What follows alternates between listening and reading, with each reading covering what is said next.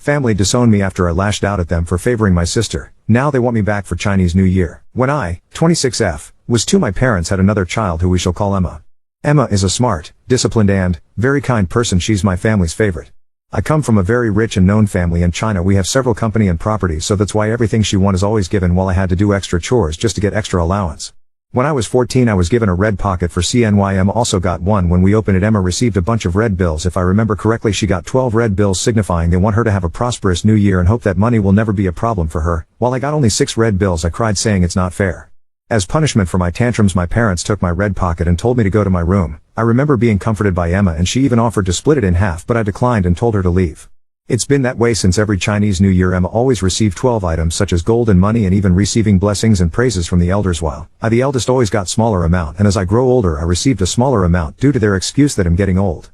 Anyways, 2 years ago for the Chinese New Year, my family went all out for the Chinese New Year, even as far as to give all the employees a red pocket that is very thick. When my grandfather started giving every grandchild their red pocket, everyone but my sister got one. It was suspicious, but I didn't care.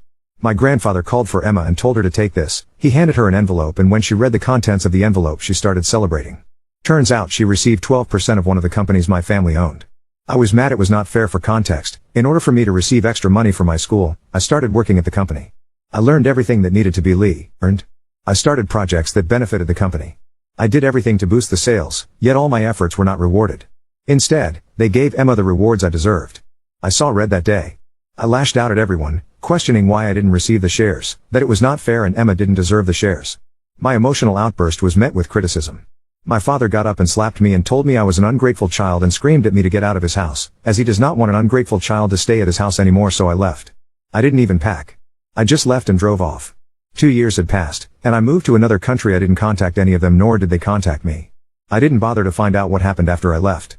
All I know is they basically disowned me. It was ridiculous to disown me just because I lashed out at them. Anyway, on February 2nd my father emailed me asking for my attendance at the Chinese New Year at their house. When I read the email I cried. There was nothing else, just asking for my attendance, not even telling me they were sorry.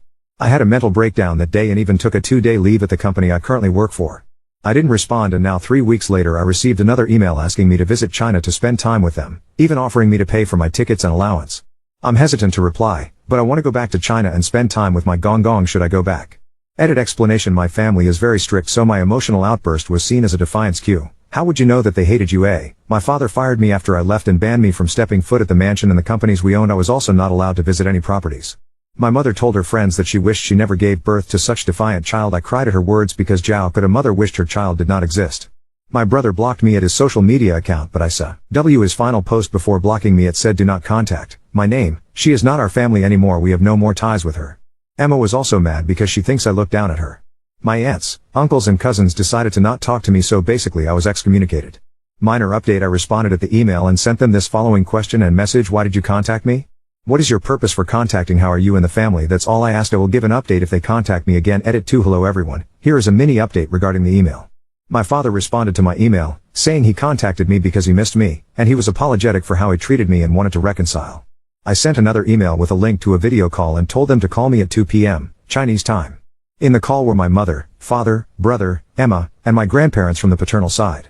We gave each other basic greetings and talked about what was happening in China and my life here, but I got tired of small talk, so I started asking why my efforts were never rewarded and why they were always strict with me, and I got an answer in our culture that being born in the year of the dragon was a lucky thing. It means you will be blessed and always dominate whatever field you work in.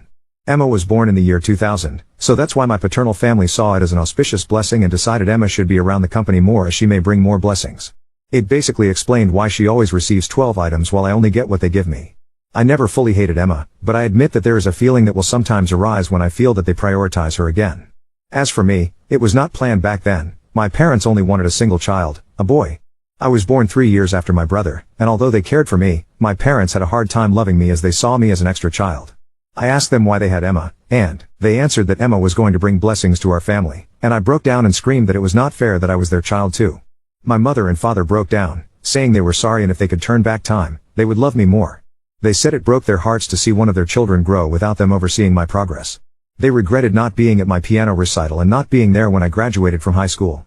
I cried saying it's not fair that I didn't get a happy childhood, and basically at that point everyone started crying. I asked why did they not reward my efforts at the company, and my grandfather admitted that his views were outdated and he did not want me to get any position at the company, but he apologized saying he broke my heart with his actions and told me if I moved back there he'll give me the position of director. I know what you are thinking, the company is going down, that's why they want me back, but nope, the company is still strong and provides a stable income. The call lasted for 1 hour and basically we talked about the family, how my life here is. I even told them that I went to the Taylor Swift concert at Australia. My parents was happy that I was happy, so they offered to buy me floor tickets at Taylor's concert at Singapore.